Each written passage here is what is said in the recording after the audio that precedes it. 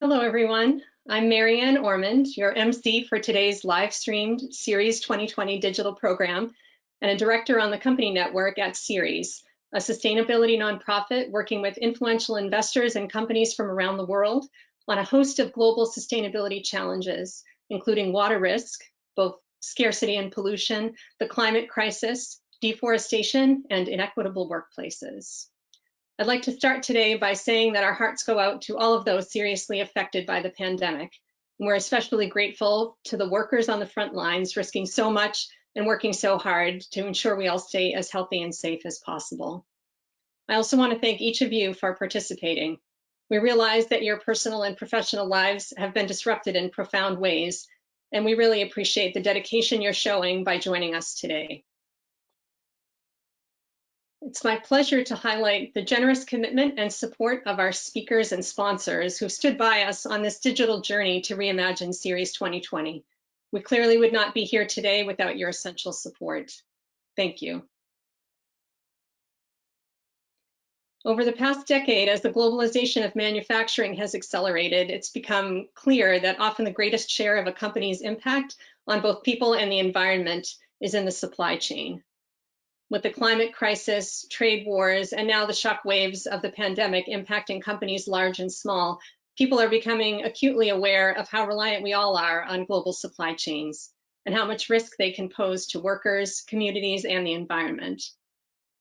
So today, we're joined by two incredible speakers who have spent many years tackling supply chain challenges on opposite sides of the globe and whose paths have now come together at China's most innovative and effective environmental organization, IPE, the Institute for Public and Environmental Affairs.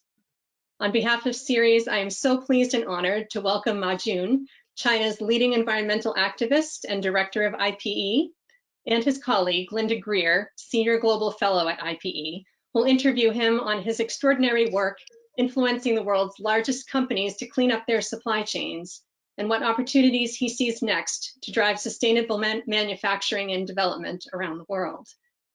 But before we begin with today's session, Greening Supply Chains in China, a conversation with Ma Jun of IPE, I have a few housekeeping notes. First, please note that this session is being recorded. We will be providing all participants with a link to the recording shortly after its completion. If you have any questions during today's session, please enter them in the chat box that's located in the control panel that you'll see on your screen. We'll do our best to answer as many of those questions as possible at the end of the session.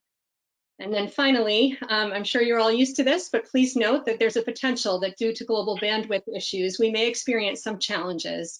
Unfortunately, that's beyond our control, but if it does happen, the discussion will pause for about 30 seconds just to allow bandwidth to readjust. And we want to thank you ahead of time for your patience if that does happen. But without further ado, now it is my pleasure to introduce Linda Greer and Ma Jun. Thanks, Marianne. And I am just so delighted to have this opportunity to talk with Ma Jun today over the Series network. We really appreciate your interest and support in our work. And it's a special treat to be able to do this interview for me because this organization and Ma Jun himself are so unique and so interesting. And I'm sure that people are going to get a kick out of learning more and benefit from learning more about the efforts. As Marianne mentioned, Ma Jun and I have known each other and worked together now for more than 10 years. Most of those years when I was at the Natural Resources Defense Council, which is a large US-based organization with an office in Beijing. For those of you who knew me then, I left NRDC about 1.5 years ago to take a fellowship opportunity to work with IPE, and the rest is history. So let me kick off with a short summary about IPE and an introduction of Ma Jun, and then turn to some questions.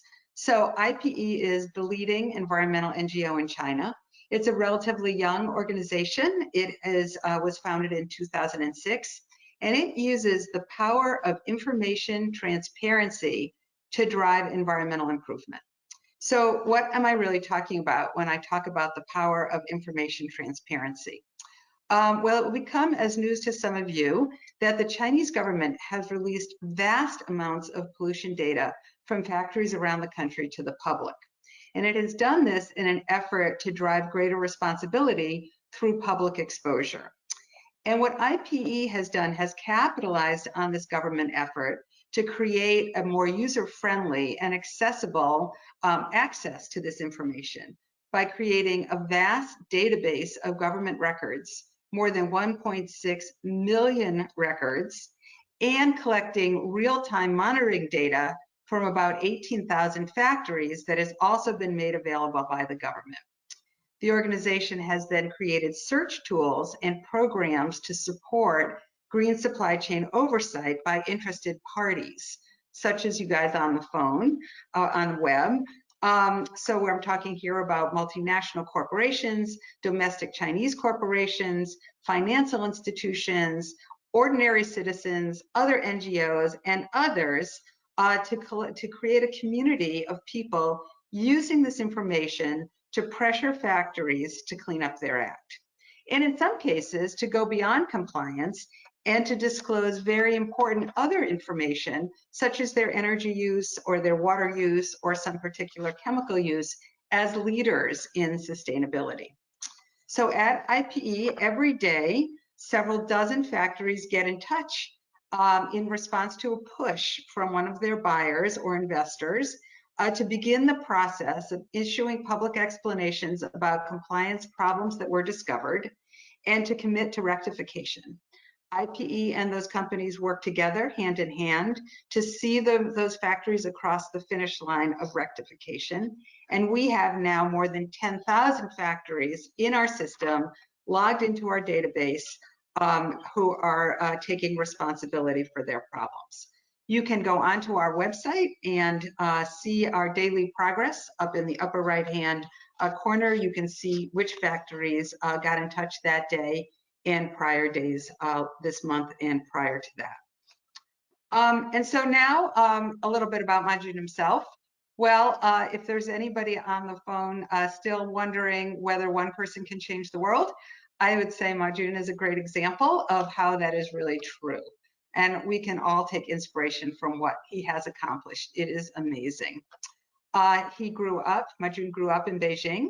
He started his professional life as a reporter.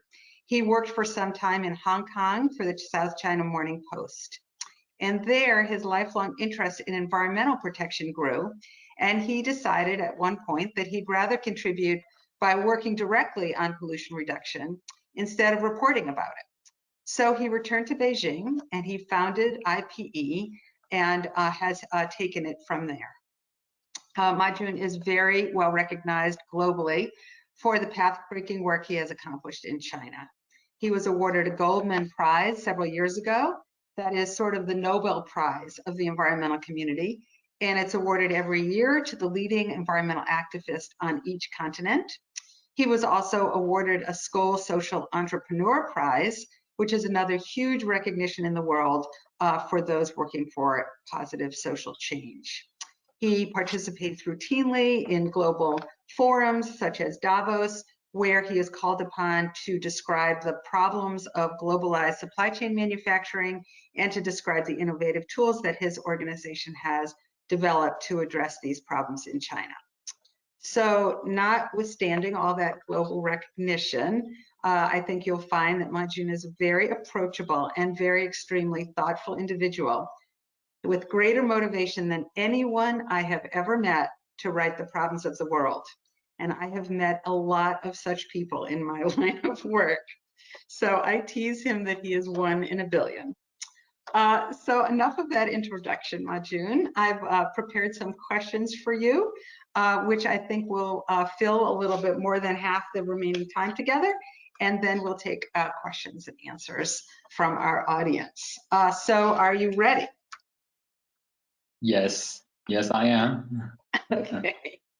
So Ma Jun, so much of the work that IPE does today is based on information made public by the Chinese government. Hundreds of thousands of non-compliance records and monitoring data. Can you first describe in a little bit of detail the type of data that the government is providing, and then help us understand how it is that the Chinese government decided to release so much information to the public? Yeah, thank you, Linda. It's such a pleasure to have the chance to talk with you, and I really appreciate Marianne and the series colleagues for organizing, for inviting me to this meeting. I particularly give thanks to all of you who, participate, all the attendants, and I know that you have been through at this moment such a difficult situation, and I really value that the chance to talk with you in some way quite intimate way. Of course, we're all at home and work at home. Yeah, read the information transparency. I think it's in China, as Linda explained, every day now we're tracking 5,000 sources, most of them government sources, including the websites of all these different environmental agencies who are doing the monitoring of hundreds of thousands of factories in China, more than actually about 3 million of them. And then also the agencies, other agencies in charge of resources and other ecosystem protection. So and also the industries and technologies. So we bring all this information together. The reason that we started our database in 2006.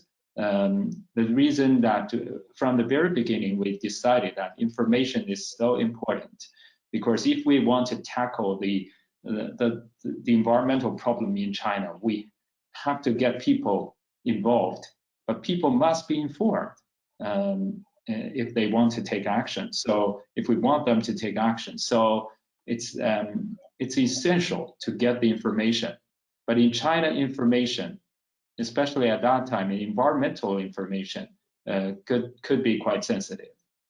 So we decided that the most important is to first start it with the government sourced information. But in those early days, data is not so much available. So as Linda mentioned, that when she worked with NRDC, our organization actually partnered with NRDC to develop China's first, one of the first index called the Pollution Information Transparency Index that NGO developed to assess the performance of government agencies. So over the past 10 years, we continue every year to assess the performance of 120 cities in terms of their environmental transparency. And through the process, we managed to motivate them. In some way, it's also name and shame. In some way, it's share the best practices. So we managed to motivate them to continue to disclose more. And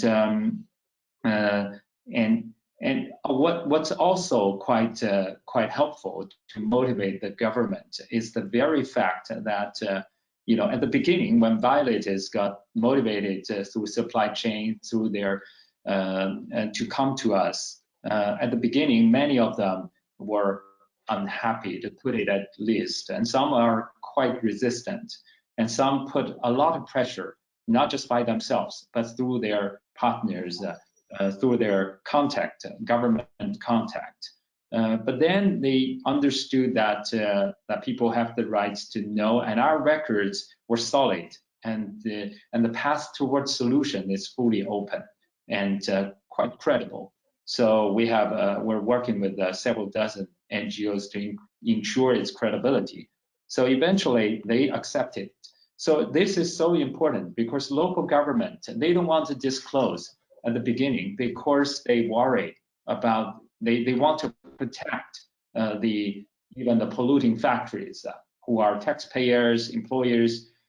But when they saw that the companies are open, they're willing to accept this and come on board, they feel more easy to open the information. Great, So, great, thanks. but of course, all of this is based on people's. Thank you. Okay, so now let's go to some key features of the database so that you can explain a little bit about it. So first, just give a little bit about the BlueMap database itself and the BlueMap app. Yeah, as I mentioned, BlueMap database was our first project. We used that to power all our applications, and now these days, it's a combination of environmental quality data and the emission data, and also the corporate performance data. And the BlueMap app, it's also powered by the BlueMap database. The app came up in 2013. You probably heard about all this smog in Beijing, and at that time, people made their voice very clearly that they want information. We talk about why the government give people the information. It's because the public, millions, hundreds of millions, made their voice over internet, and eventually the central government made a decision that China need to monitor and disclose PM 2.5, the fine particles that lead to the smog problem. So 2013, when PM 2.5 started to be disclosed, we at IPE happen to believe that if we want to tackle the issue, we want to tackle from the sources. So we launched another initiative called the Total Transparency Initiative, calling for the disclosure of the source of all this PM 2.5, the major emitters. And to our surprise, we want real-time disclosure to happen. And we thought they're going to take many years because this hasn't happened in any part in the world. But to our surprise, the central government said yes and began to require, as Linda mentioned, 18,000 largest emitters to disclose from 2014. This is quite dramatic. All of them have installed online monitoring. So every hour for air emitters, every 2 hours for major water emitters, they need to give people this information. But it's on 30 different government platforms on websites. It's quite difficult, some of them buried in the corners. So we decided to compile all of this into a cell phone app called the BlueMap. So we launched that in the mid-2014. And at that time, also, integrate the most comprehensive air quality information, which people care a lot about. And for the first time, also compile 22,000 water monitoring stations into that. So all of this, to the end users, to the citizens, this become quite attractive. So our app became some sort of a success. So we got millions of downloads, and of course, people started not just viewing all this data, but many of them started using this to share all this information, including the records of violations of all these major emitters. They share them on internet and on social media, creating something called the micro-reporting, and which got their attention, tagging the official account, Twitter account, Chinese Twitter account of official agencies, and got thousands of emitters for the first time responded to the public demand, public pressure to openly address their violation problems. Most of them are state-owned enterprises, which are quite a major energy and pollution intensive industries. Yeah, this is just the app to me is such an inspiration because it capitalizes on the fact that citizens are very worried about pollution. And they can use the app in the first place to see what their air pollution readings are that day, because those are on the app. Then if they want to know why they're having a bad day, they could also look at what sources are out of compliance that day, belching something into the air. So it's a very practical tool, and to me, very interesting that, you know, derives its punch through, its strength is from grassroots pressure. It's government data, but the strength is through grassroots pressure. And so it's very interesting in this decentralized world where we see nowadays that many governments are not in the forefront of leading on sustainability efforts, that a feature like this app could take control. Okay, now one of my favorites though, Ma Jun, I want you to tell them about the development of Blue EcoChain and what that has done for corporate oversight of supply chain factories. Thank you. And yeah, the reason that we developed Blue EcoChain is because you know, at the beginning there are not much data available. You know, 2006 when we got started, we got less than 2,000 records of violations for that whole year. But then, you know, through the process, we witnessed a historic progress made in China on environmental transparency. 2016, we got 69,000 records. 17 got 160,000, and 2018, 330,000. So we can see doubling of that every year. And when it comes to real-time disclosure, you know, all this real-time monitoring data, every day it's more than 1 million, sometimes close to 2 million pieces a day. So even the top performers couldn't quite follow so much data, and they need something to help them. And so with that, we developed something called the Blue EcoChain. It's something more efficient and effective oversight can be enabled at scale. And through the system, brands and other stakeholders, they are able to continuously follow numerous, you know, whatever number of suppliers, and receive automatic notification the moment the supplier have any violation records or incurred a problem with its real-time monitoring data, or, you know, they have upload new documents to our database demonstrating their environmental compliance or making improvement by cutting emission. Blue EcoChain greatly reduces the amount of manual labor for brands to review and confirm environmental compliance by allowing for continuous tracking and automatic updates via email or mobile app.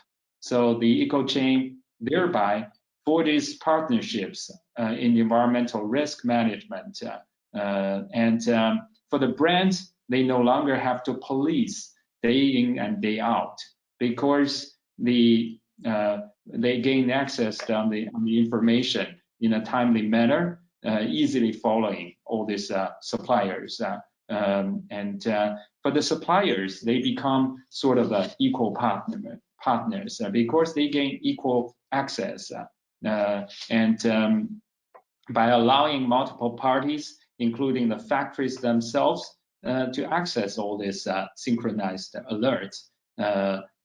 This is conventional dynamic policing system have been changed. Suppliers feel individually more responsible for the problem as they arise, and without the need for the push from their clients. So suppliers can quickly and proactively respond to problems. Usually they make commitment. Now thousands of them have made commitment, written commitment, that if there's a new problem, they will respond within 10 working days.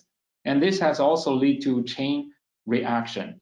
It can help to scale up the effort, the impact.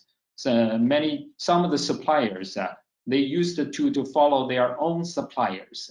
And our CITI index, Green Supply Chain Index, really encourage this this kind of a chain reaction. Through these efforts, they reach out to the more high impact areas, such as chemical manufacturing or wastewater treatment facilities. We have seen now some of the leading suppliers become top performers in our green supply chain CITI index through this system. On the IT side, we have Avery, we have Compal from Taiwan, Flextronics, and Wistron. And on the textile side, we see Escor from Hong Kong, Crystal from Hong Kong, Li and Feng. Yeah, all these Hong Kongese suppliers, they become some of the top performers. Yeah, so that's so interesting because those are then Chinese brands that are overseeing within China. I think a lot of the attendees on the webinar are, based in the United States, but it's very good for them to know that the system is actually driving itself domestically and internally, as well as globally. And a number of Chinese companies are really, as Ma Jun said, getting the idea to go up their own supply chain. One thing to mention is that so often multinational corporations only really know the factories in the tier 1 of their supply chain. At the very end, the sort of assembly or the cut and sew end, which is not the factories that have the greatest environmental impact. Really, they need to give one step up of that to their material suppliers. So this is the reason why it's so great that some of the tier 1 factories are moving up the chain to their own suppliers, because this is the way that we can get to the most heavily polluting factories in the supply chain. I joke that that's why we call it a supply chain. It's not just the top tier of suppliers, and the Blue Eco Chain tool really automates that, so that if you can get full participation at the tier 1, that can then move up the chain in that way. So maybe now, Ma Jun, I have 2 more on this list of things to explain, just a bit about how you get off the list. When a factory comes in and first gives its public explanation, that's not enough for us. I mean, it's not okay just to say, I have a problem, I admit the problem, but eventually what we do is monitor them to get record removal. Maybe you could just speak briefly about the audits that we sometimes undertake to tell the attendees just a little bit about how we verify what is being reported into us once these guys have found themselves with these pollution problems. Yeah, in most cases, we encourage, in any cases, we encourage all this who have violation records or penalty fines to make a public feedback. We trust that that it's helpful, not just to the public, but also to themselves. But there are still quite a few who want to remove their bad records, and so we created a system of verification. So they need to go through a third-party audit. So if it is a minor offenses, or if the records are not the most recent or most severe, then they can go through just a document review. My colleague who can help with that and free of charge. But if it is really severe, and we have to review how the whole process from the generation to the transmission and to eventually discharge and treatment of all disposal of all this waste, the whole process and the whole document, then on-site audit will be needed. And so we certify a group of third-party auditors. And the NGOs will accompany through that process, and the document, all this report will be made public and published on our website. This is the traditional way, but now finally, I think with the Blue Eco Chain, we're we're trying to enter into a new era based on big data. So we try to reduce even more, reduce the need for on-site audit. Great, thank you. And now the last one, and another personal favorite of mine, the brand map. Yeah, this is actually, Linda, it's your brainchild, and at the beginning, I'm a bit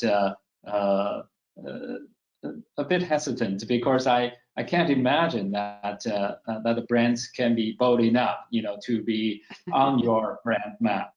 Brand map means that the brand's gonna put their logo on our map, on the BlueMap.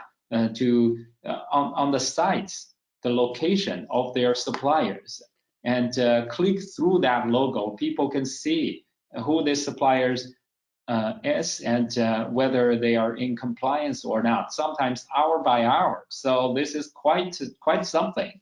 And at the beginning, I worried that the corporate lawyers may not quite tolerate that. To my surprise, today, 12 great brands, courageous brands put their logo already on site of those suppliers, and we want to show their full accountability to the stakeholders. I mean, these are Aspirate, Gap, Inditex, New Balance, Puma, Target, Adidas, Levi's, Tesco, Samsung, Nike, Carrefour, Hitachi, CNA, H&M, VF, Contour, and Primark.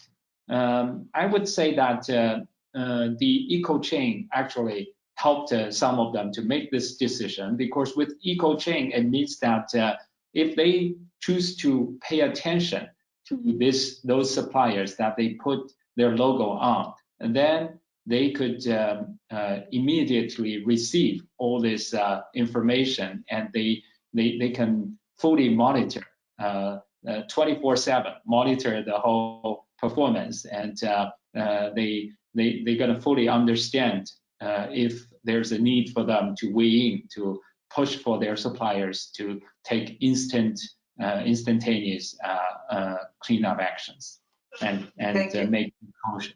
Yeah, that's great. Yeah. And then that's great. Thank you, Ma Jun. And as you said, these are companies that are taking a bold move. I think most of them have been very, very happy with the results. So that's nice. And we continue to recruit. For those of you attendees thinking you'd like to do something big, this is your moment. Let's turn for a minute to our work with the financial community, because I think our participants, and I think we may have people representing financial institutions as attendees today, I think they'd be very interested to hear about our recent initiative with a large domestic bank in China. And tell us just a little about your motivation to reach out to the financial sector over the past several years in that partnership. Thank you. Yeah, we have been working with on green finance over the past 5 years. We built the green finance as another major leverage, just like green supply chain. This could be even more essential, more important, because they can reach out to even more companies, especially those upstream, and have higher impact. So with all this environmental data, with environmental information being viewed as essential for green finance, to power green finance, we have been made a member of China's Green Finance Committee. Our data has been put on the official platform as well. In response to the rising demand from the banks on the data, we turned numerous and lengthy Chinese government compliance records and other environmental performance matters into a simple quantitative facility score and color rating system. We call that DECRA, Dynamic Environmental Credit Risk Assessment tool. And from the second half of last year, based on all this data and DECRA score, scoring, we got more than 10 banks, most of them local Chinese banks, I have to say, tapped into our data system and the rating system. Among them, as Linda mentioned, there's one of the largest domestic banks in China, one of the top 5, approached us and decided to fully embrace the DECRA and the Blue Eco Chain. So to facilitate their task, their demand to monitor, eventually, they want us to run through 70,000 of the companies who want to borrow money from them, and eventually they want to monitor, follow 20,000 who eventually they will issue loans to them. So over the past 3 months, we work with our partner expert group and develop a new app which called the BlueMap for Business, which integrate DECRA scores and Blue Eco Chain. The function is currently being piloted for use by this major bank, so it keeps us pretty busy over the last several weeks. And the last 2 weeks, we came with the new report. It helps to it has helped 195 factories across China to openly address their issues, and most of them have started making quarterly reporting or of their environmental footprint. So this is some sort of a breakthrough when it comes to green finance. I think this means that the local banks in China want to not just go green, but they want to embrace big data, because now they have been made to they realize after this pandemic outbreak, they will be pushed by the central government to give loans to large numbers of small and medium-sized companies, and they have to find a way to manage the risks. And this is an integration of both the management of both the environmental risk and also financial risks. Thank you. And for those of you thinking, how does this fit into sort of another ESG ranking system, which we know there are many of?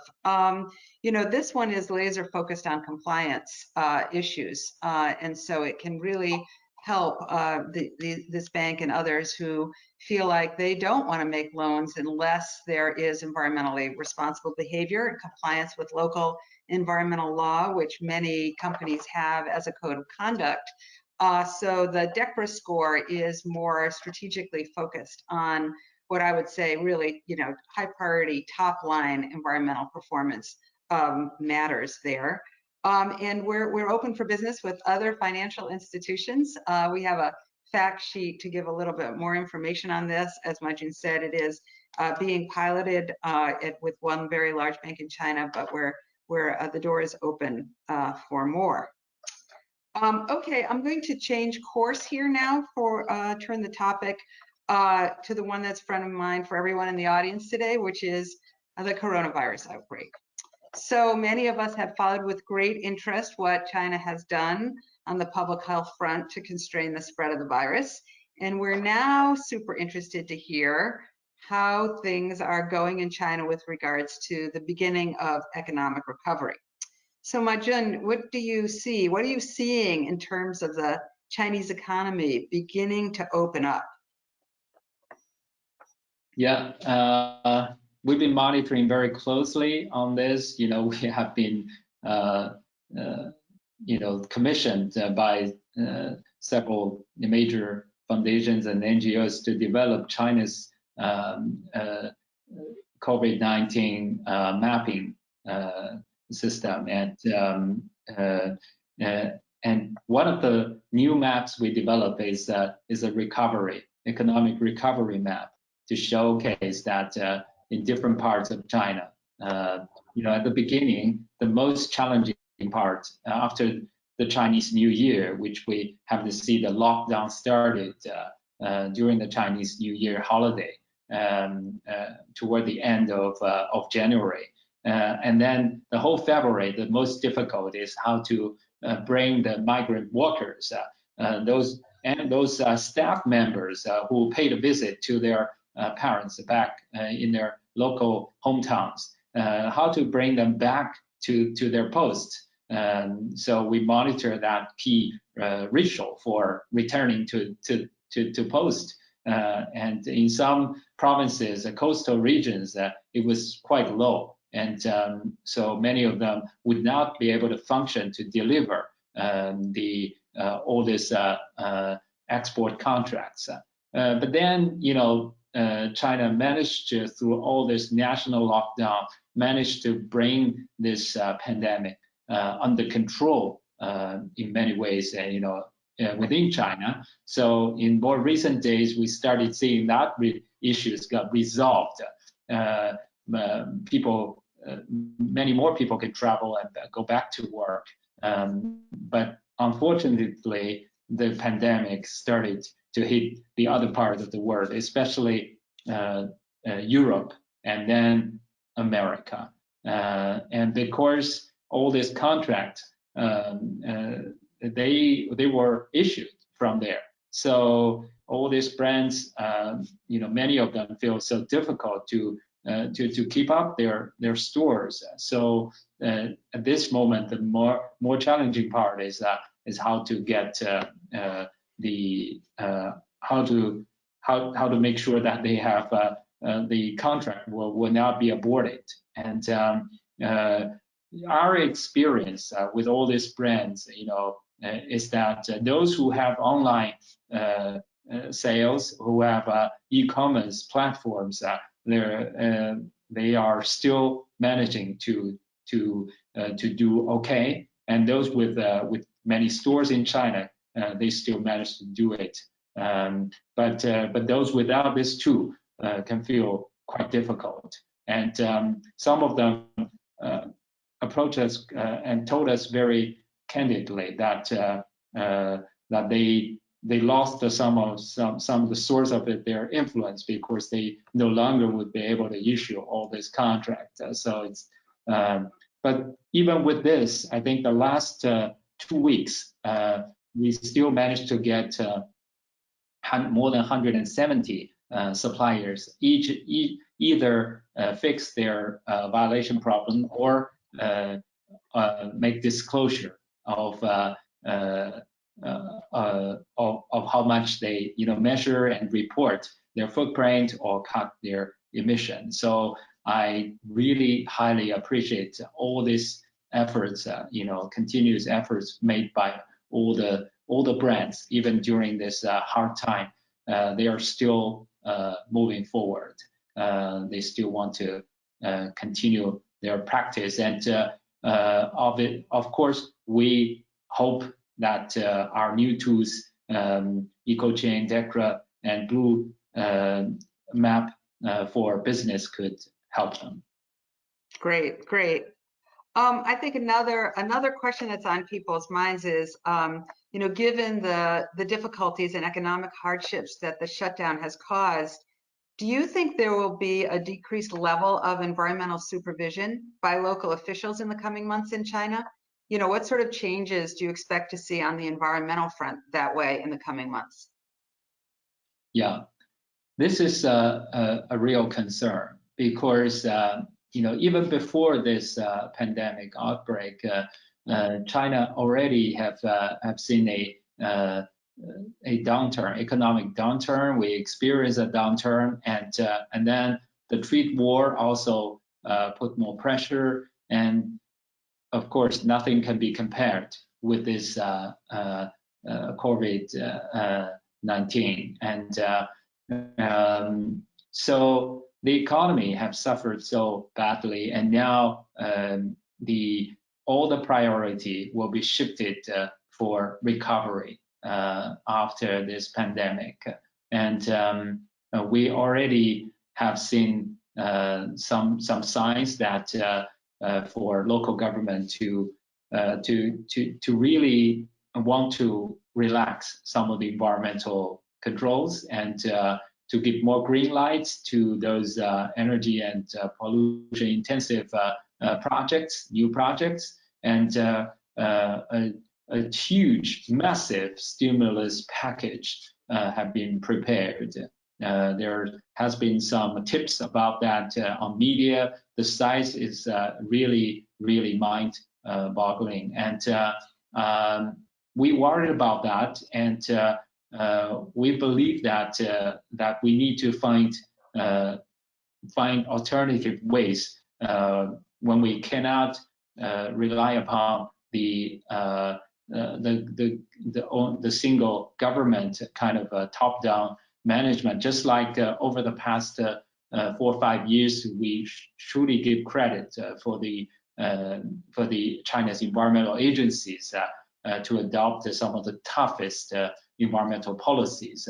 But now at this moment, I think the government wants help from the others, because they need to balance. They hope to balance. The central government doesn't want this pollution to again get out of control. Doesn't want China to return to the old model.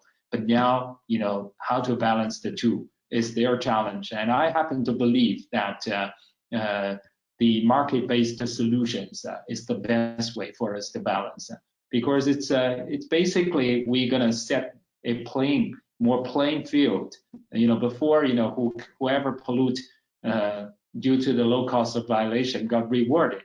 But now through green supply chain, green finance, and public supervision, we're gonna raise the cost of bad behavior and reward those who want to go responsible. So I think there's a major opportunity there. I'm really glad to see that on March the 3rd, Chinese central government issued a policy document listing the all 7 mechanisms that will be developed for modernizing China's environmental governance. And both the public participation, multi-stakeholder approach, and the market-based solutions, all these are included. So that's quite encouraging. Great. I'll just note in passing for the attendees that in our own country, the Trump administration has announced that it will be doing no environmental inspections or enforcement from hereforth. So I guess I wish we had the BlueMap database and the rest of the public information that is available, so that we could take matters in our own hands in that same way. Okay, I have a last question, and then we want to give a little time for Q&A. This one is sort of more of a personal question, Ma Jun. So you're just finishing up nearly 3 months of quarantine. You've been working in your apartment with your wife, who's a professional person. You have a young child, and so many of the rest of us are only now just beginning this.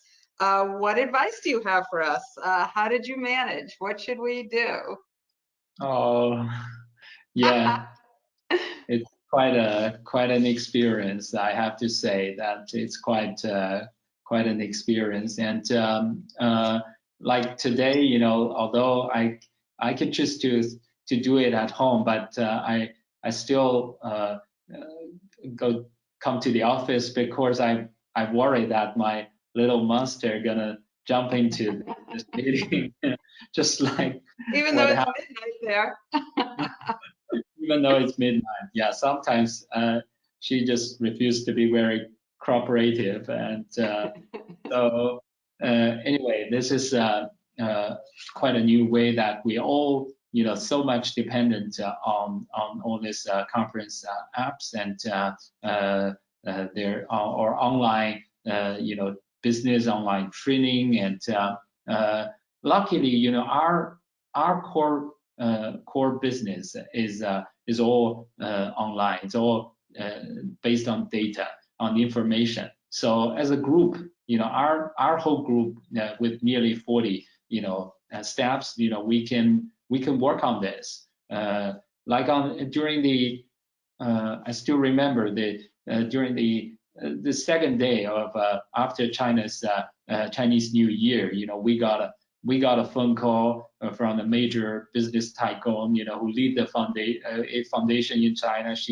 We we were commissioned to do a mapping system, which to help people, better understand the COVID, the pandemic, and because we're all based online, so it's still possible for us to gather our core members and core competence to pull it out within 2 days. Days and nights, people passionately, devote into this because, even with those who got stuck in Hubei province, and she said that, just every day she's kind of writing all this software, and her mom, programmers, her mom never kind of pay attention, but this time she want her to report to her every day about what's going on, and paid so much attention to this. So this is quite an experience, and we happen to be kept quite busy, which in some way helped to relieve some of the psychological kind of anxiety, because we're working both on the new app and then on the COVID-19 mapping system. And because of this mapping system got so much attention, now we got three other, we got 2 other maps that commissioned by others to work on. So kept it pretty busy at this moment. That's great. Okay, Marianne, I think that concludes our formal Q&A. I don't know what's come in on the chat, but your turn. Well, thank you. Thank you so much to both of you for such a fascinating conversation. We have had a lot of questions coming in, and you've touched on many of them just naturally through your own discussion and questions. I think people were very interested to hear how the COVID situation is impacting IPE's work, and I know many of us on the phone or on the line today are eager to think about how we can keep this important work going in different ways. So really appreciate all of your insights there, and I know I have many questions we'll probably share with you afterwards that hopefully we can get answered next. But many of the questions that are coming in are just, people are really excited about the impact and innovation of IPE's tools, and wondering, are there plans to expand to other areas to kind of use this model elsewhere? Somebody said the same thing that you said, Linda. I wish we had the app right now to be able to use in the West, to be able to use in the US and beyond, and we're wondering if there are other tools that you know of. But I think there's a lot of interest in wondering how we can build out the kinds of impact that IPE is having in other areas. Yeah, thank you, Marianne, for this, and thank you for all of you for your questions. And read this, we have brands who approached us saying that because they source in different parts of not just China now, they source also in the neighboring regions. They hope that they can level the playing field, not just by checking, what's going on in China, but also in Vietnam, in India, in other ASEAN countries. So at this moment, they motivate us to expand some of our work. We started collecting some of the data from the surrounding regions. We got quite some of the records from Vietnam and from India, Indonesia, and we have paid visit there and got quite some attention and interest from the say countries like Vietnam. If it is not for this outbreak, we're actually going to receive a pretty big delegation with government and NGOs from Vietnam to our office. They are highly interested in the way for China to manage the supply chain and on the environment side, and also the online monitoring part. They really want something similar, like the app as well. Yes, that's great to hear. The demand is there, and I think you can rest assured that there is that similar interest in our country as well. So we're very appreciative of your leadership on this front.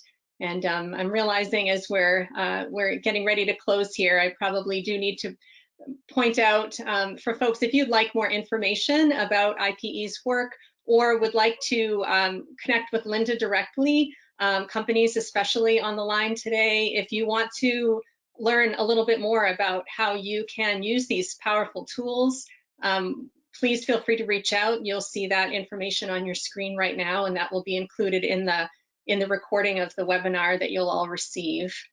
I also do want to make sure that we recognize all of our sponsors that have supported our digital programming, and including the programming today.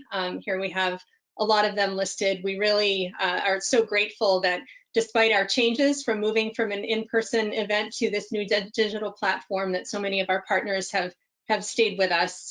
We thank you for your work there. And also do want to highlight, if for those who are part of Series 2020, if you've registered for this ongoing digital event, we do have 2 other sessions coming up next week. So on Tuesday, April 14th, we'll have a great discussion with some terrific speakers on business disruption and a just transition. That's from noon to 1 on Tuesday. And then following that, we will have on Thursday, we're really honored to have David Seamus, the CEO of the Obama Foundation, in conversation with our own CEO, Mindy Luber, for restitching our social fabric, how community leadership can tackle climate change. And that's happening on Thursday, April 16th, also at noontime. So we hope you'll be able to join us for those continuations of this programming. To register, you can go to www.series2020.org. And just to say thank you once again, Ma Jun and Linda, it's been such a pleasure to hear from both of you. Your insights and your leadership is vital to the global changes that we all want to see on these critical issues that mean so much to all of us. So thank you once again, and thank you to everyone who participated today. The session is officially adjourned.